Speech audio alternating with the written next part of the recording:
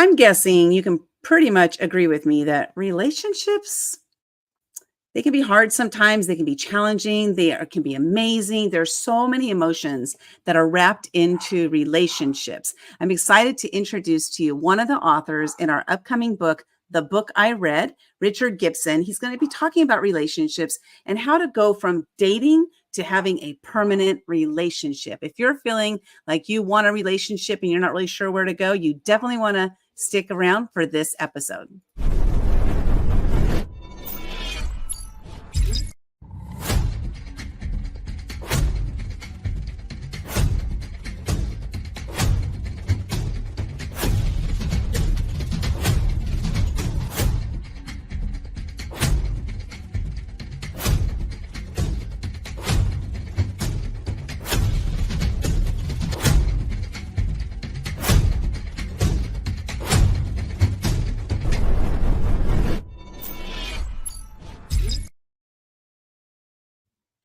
Hi there. My name is Linda Sunshine West. I'm the founder and CEO at Action Takers Publishing. We're speaking to one of our authors today of this book, The Book I Read. It is a compilation book. 25 authors share their story, their message of transformation that they received from reading a book. So as we're going here, I want you to think about what's a book that I read that has changed my life. Drop in the comments. I want you to drop the name of the book down there, the name of the author if you know it, and a link to that book as well if you know that. If it's your own book, yes, you can drop that book as well, because I'm sure that writing your own book, you've had some transformation. Today, I wanted to just share, first of all, that we are on Instagram. No, we're not on Instagram. We're on Facebook, we're on LinkedIn, and we're on YouTube. You can go join us there. You can follow us, subscribe to us, and do whatever it is that there is available over there. And look forward to seeing you. We are Action Takers Publishing everywhere. So go follow us. Richard, I'm excited to talk about this topic because which we're talking about, basically like dating and relationships. My husband and I have been together for almost 36 years. It's been awesome, and it gets better and better each year as we get to know each other more. But not all relationships are like that. My first marriage was not like that at all. And so it's been interesting to make that shift, from a bad relationship to an amazing relationship. So first of all, why don't you share with us a little bit about what you do and then how you got into this type of work? Okay, thank you, Linda. Yes, I'm a life coach, qualified life coach, and I specialize in dating and relationships. And it's the some of the reasons are that it's a um, personal interest of mine.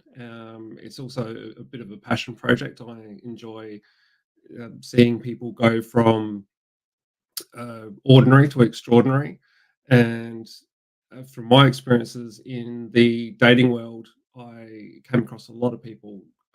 By my estimates, I would say probably 90% of the people that are actually dating aren't ready to be dating, and that results in them finding someone, but then it's short term, and they find themselves back dating again and frustrated. So it's a bit of a life mission of mine to uh, see that as many people as possible can get out of that cycle and find rewarding relationships. And that's such important work because relationships, community, us being with people is really important against human beings. This is something that we need and want to be around, even if we don't think we want Mm. it. We want it, like our body wants it, right? This is Yeah, part of yeah, being human. Yeah. So how totally. do you help people to find, like, how do you help them to find somebody that's a good fit for them? Are you a matchmaker? No, no, I don't do Okay. matchmaking. I have mixed feelings about matchmaking. I focus on the individual that's looking to find someone. Generally, the reasons that we haven't found someone is because of ourselves. So people tend to think, oh, it's everybody else, but the reality is that it's not. I work a lot around self love, about people building their confidence, building their self love. So then, when they go looking for a relationship, they go for looking for a relationship because they want it, not because they need it. So when you need a relationship, it's generally that you're looking for someone to complete you rather than complement you. And the problem with that is that then you're vulnerable and you will tend to go, oh, that person's showing me interest, oh, I feel good, I'll run with that. But the reality is that they're probably, just like the last person you met. So if you go from a place of I'm happy with myself and I don't actually need that, I can just go out and date and meet people and not be caught up in the all new shiny. This person makes me feel good. So you can have stronger boundaries. You'll be able to see the red flags rather than just being blinded by the, oh, this person makes me feel good.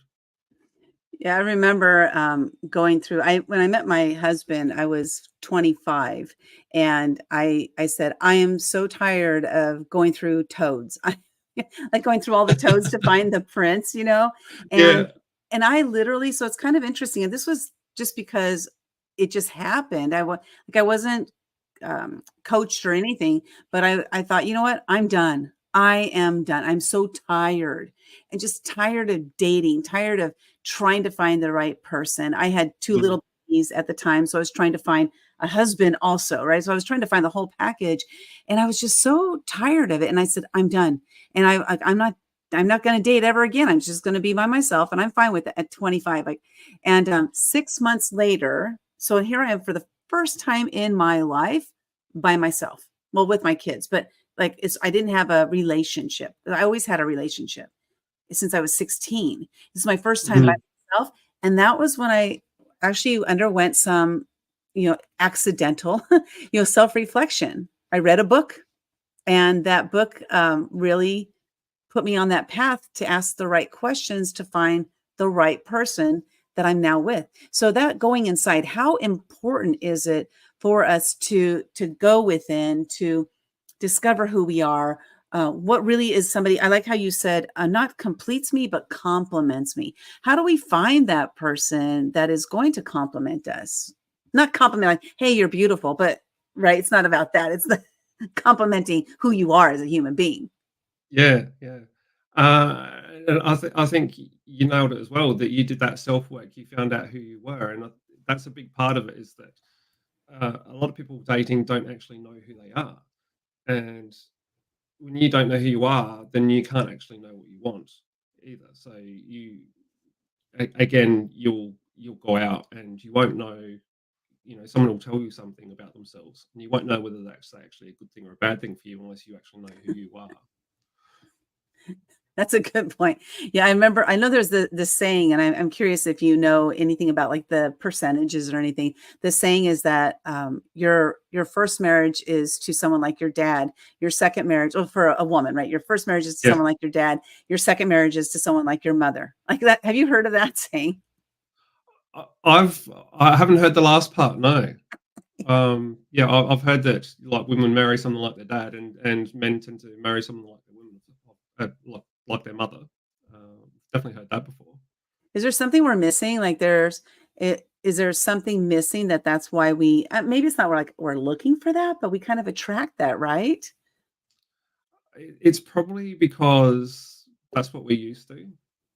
It's the same thing as well, that if you, for example, if you grow up and your parents aren't particularly loving towards each other, and you get this feeling that they sort of tolerate each other, but they don't show affection for each other, then you'll reflect that when you go out looking to date. You'll find someone that you can tolerate and isn't necessarily affectionate.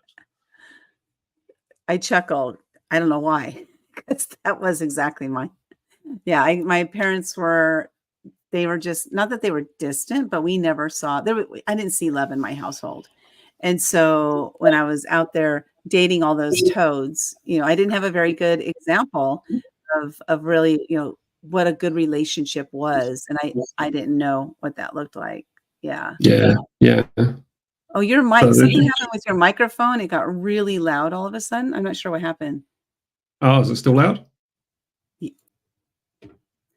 So oftentimes in relationships, we find ourselves hooking up with somebody who's just like our parent. For me, I did the same thing. And so I'm curious, like, how can we prevent ourselves from doing that? Like what can we do first and then second and third and fourth. No, just kidding. What can we do first in order to put us on the path of not repeating the same mistake our parents did? Mm. I think firstly, it's assessing what we've learned from our parents, like being actually mindful of what they've shown us is, they're normal, and it may not be. So it's first it's understanding, but then I think we need to actually educate ourselves on what is normal, because we tend to take that for granted, that that's the way things are done, but it may not be. And that can be done through reading, or it can be done through research, or it can be done with a life coach. But we need to understand what normal is. I mean, everyone's normal is different as well, but it's probably a case of working out what's healthy rather than normal. Mm. Yeah, I think that's probably a better choice of words there, of healthy, because Mm. like you said, normal, because I kind of got stumped when you said normal, because like, what is normal? What is normal? Mm. And maybe we're not striving for normal. Maybe we're striving for extraordinary or something, right? I don't know. I Yeah, just, yeah, yeah, I don't want like no more in my life. I don't want to be normal anymore. I want to be abnormal, because to me, abnormal is good. You know what I mean? So yeah, like, yeah, I'm in that weird place in my life where realizing that being abnormal is a good thing, because it means that I'm not conforming to a box, because I no longer want to sit in a box. I did that for too many yeah. years. Yeah. Yeah, and if you take Yeah. the actions that everyone else took, then you're going to end up with the results that they got too. So, Yeah. which generally isn't going to be extraordinary. Right.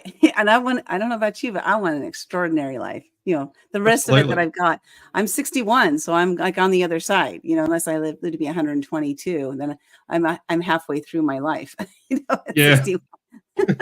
Ooh, I don't know if I want to live to be that old, but I want to live up there. I want to live up there.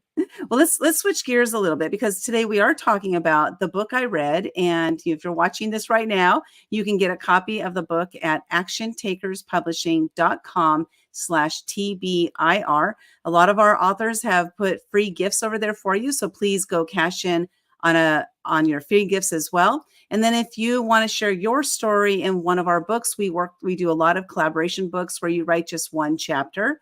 If you want to write a chapter in one of our upcoming books, just go to actiontakerspublishing.com, check it out, see which books that we're offering. So in the book I read, so Richard, the book that you wrote about, your transformation. So this is not a book report, and this is not a book review or anything. This is the authors read a book.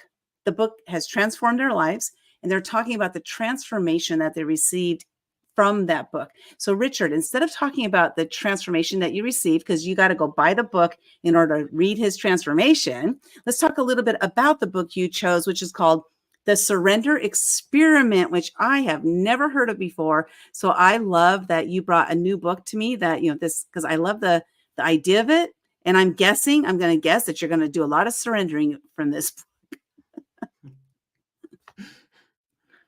Why Yeah, don't you go and tell us about it? Yeah. it's a wonderful book. It kind of follows on from Michael Singer's other book, The Untethered Soul, as you can see on the cover there. Mm-hmm. You don't have to read the other one first, but I read them consecutively and found it highly beneficial. But you can read this one on its own. So this is about his own journey to surrender, and it's fascinating, and it's really inspiring. And the chapters are really, really short in it, which I found surprising, but it was so profound. It's the only book where I've read a few pages and then I've had to stop and reflect. Mm. And yeah, immensely life changing. It's for most people, and it certainly was for me at the time. It's a whole different concept. Uh-huh. And so yeah, it really evokes a lot of emotion and inspiring. What would you say? Because you said you're reading a few pages and then reflecting. I've had books like that too, where I had to, you'll read it and then maybe even read it again to comprehend like Mm. a specific section. Even sometimes it's just a paragraph. They're like, whoa, that was so mind blowing, right? So would you be able to pick like one of the things that was like, what's the reflection that you took, or what was the greatest thing that you gained from, going through that path of the reflection through that book? Probably that it, how he explained that if we um, we're trying to force our lives. So it's okay to have goals. We all need goals. But if we try to force every step towards that goal, then when we're likely to force ourselves on a path which isn't actually the shortest path, because when we're very clear about what our goals are, what we want, then the universe will actually line up everything for us. And if we allow ourselves to just go with the flow to a certain degree, then it knows the shortest path for us to actually get to that goal. But when we go, no, I know better, so I'm going to do this, and I'm going to go over here, and I'm going to do this, we can actually deviate from the path. And we may never get to our goal, or we may take a much longer path. So it's not about surrendering all the time to everything. I tried that too. It was very interesting. It was a bit like being in the movie Yes Man. Um, but Such a good movie. uh, yeah. um, but it's about being aware of when you can take control and when you should just go, I have no control here. I just need to relax and go with it, and just be what's the word for it? Just trust. Just trust Mm, that it's going to lead in the right direction.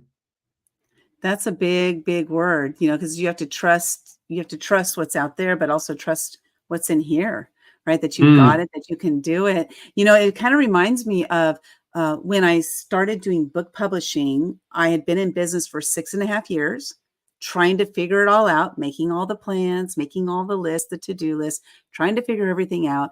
And then I ended up publishing. I was just doing some book publishing for fun. It wasn't part of my business. It was just for fun, and published two books 8 days apart. They both hit number one international bestseller status in under 2 hours. And I looked at that and I said, this is it. Like, this is the thing.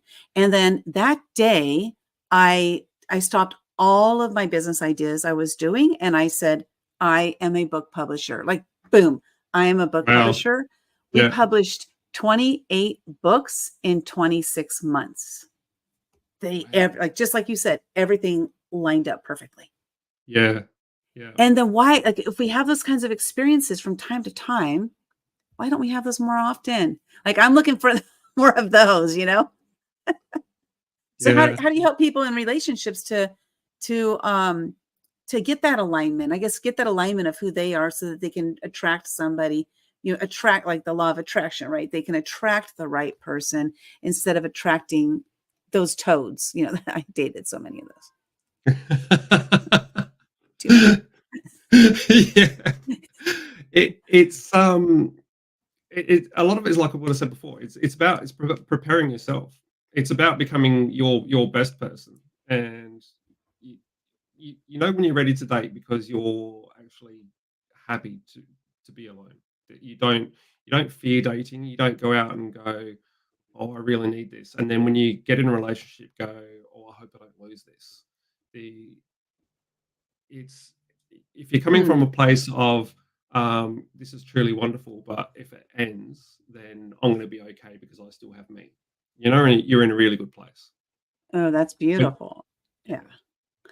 I love that. That's an important piece there because, um, gosh, I'm getting like emotional just thinking about it because, when I finally started to love myself, I was like 52, 53 years old. All those yeah, years that yeah, I didn't know. I always thought it was a bunch of BS. Like when I would hear people say stuff like that, I was like, those people are faking it. I didn't know because I didn't know anybody like that. Like I didn't personally know anybody like that. I would yeah, see it on TV and stuff. So I just thought it was a bunch of BS. But now I know it's true because I'm living it. I'm living it on a daily basis. And I'll tell you what, my entire life has shifted because because of that. Like I worked with a life coach. That was what got me started working with a life coach. If it wasn't for her, I don't think I could have done it on my own. Honestly, I don't think I could have. Oh, wow, fantastic. Yeah. Yeah. I think it's so important. We have to have somebody outside of us, because one of the things I came up with is to see yourself through the eyes of others, for others see the real you.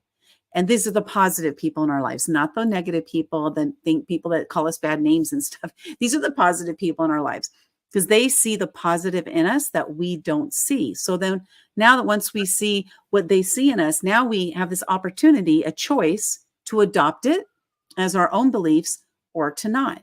And so what I started doing is adopting those positive beliefs about me to be my own beliefs. And then next thing I knew, about a year and a half later, I'm actually like believing in myself. I'm actually believing this is who I am. And, my life's shifted tremendously. So it's, again, it was the help of working with someone, a life coach, who was the one Mm. who opened my mind, my heart, my soul to all the possibilities. And I'm so grateful that, grateful for her, but, grateful to myself for saying yes to work with her. It's absolutely amazing. Yeah, Absolutely. fantastic. So, Richard, people can find you at primaryself.com. What are they going to find when they head on over to your website? So there's a whole heap of information about me. There's a blog there where I write a lot of interesting articles about relationships and dating, and some of them are about improving your relationship. There's a lot on there on dealing with relationship issues as well. Uh, Awesome. there's there's also some information on the other modalities that I offer as well. So I offer other modalities like Psych K, which is more about dealing with past trauma and subconscious beliefs. So that um, it changes negative subconscious beliefs into positive, empowering ones. And yeah, there's more information about life coaching, more information about Psych K, and yeah, everything you really need to know to get started. Do you work with men and women, or just men, or just women, or who do you work with? I work with both. I find most of my clients are women. Oh, I interesting.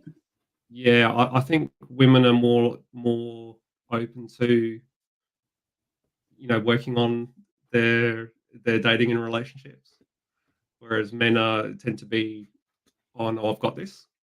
And they, so unfortunately, there's probably a lot of men out there that need to work on themselves. Right, right. Well, we all do, right? I think Absolutely. probably, yeah, even people that grow up in a nice environment, I still think there's probably some work that they could do to improve. I mean, nobody's Mm, perfect. Only one yeah. person perfect. But yeah, so that's awesome. I love that you do that. And I find it interesting that mostly women, mostly women come to you to work with you. And that probably is, I'm guessing that part of it might be maybe that, not fear, but I don't know what right word to use, but fear of admitting that I need help. you know, like Yeah, yeah. I need help. There's still a strong stigma around men seeking help, Yeah. but I'm hoping that it's changes. Do you think that's going to change? Do you think that'll ever change? it is shifting. It is shifting slowly. Um, but yeah, I think there's for a lot of guys, I think there's still that level of shame that that they're supposed to be the strong protector, and by acknowledging that actually no, they do need help, then they feel like they're failing, but they're Mm. not. It's they're, it's actually a smart decision by taking that action and working on themselves, and they're actually improving their ability to be that strong protector. Right, exactly. Because I came up with another saying, that's to be brave and share your weaknesses, for in your weaknesses, others see your strengths. Because it's when we're vulnerable that we are most relatable. It's when we're vulnerable that we are our strongest, because we're willing to Mm, show our vulnerability. I truly believe that our vulnerability is our greatest strength that we could ever have as human beings. No animals go through this. No animals can share vulnerability. They are what they are, and that's it. Like that's they don't have the ability to do what we do as humans. but we can show up in a vulnerable state and really show the strength through showing our vulnerability. It's like, hey, I'm here, open as can be. And people, I just find myself, I find that more people come to me when I'm showing my vulnerableness. Right. Interesting. Yeah, it's Yeah. been enlightening to say the least. Enlightening for Yeah. sure. Yeah. So with the book I read, what would you like the readers to take away from reading this book, the book I read? I'd like it if it could steer them in the right direction, to inspire them to actually take action and seek out that life change for themselves. I mean, life change for everyone is different, and with so many stories in the same book, there's got to be uh, something that's going to be in there for everyone. They're going to go, wow, that's talking about me, and Yeah. I'm going to go and read that book, or I'm going to find out more about this. Or I'm going to go seek help, or whatever it is that works for that person. But I think there's something in there for everyone. Yeah, I agree. I've read every story and I completely agree with you. And we'll have more and more volumes of this book, coming up with more authors. And so there's always going to be that opportunity to read somebody's message story that is going to be that catalyst to help you to make change in your life. So if you want to get your copy of the book I read, plus gifts from the authors, go to actiontakerspublishing.com/TBIR. And then also to connect with Richard, go to primaryself.com. That's primaryself.com. Richard, I want to thank you for being part of this book, for being, just part of what we're putting together here. And thank you so much for sharing, relationships and helping people to gain those relationships that they're looking for. Sometimes we're looking in the wrong places and we don't know that because we haven't taken time to sit back and work with somebody like Richard who can help us to discover we're going down the wrong path and maybe this is a path we should try. So reach out to Richard and see how he can help you to find that relationship that you're looking for. Richard, thanks so much. Thank you, Linda. It's been wonderful.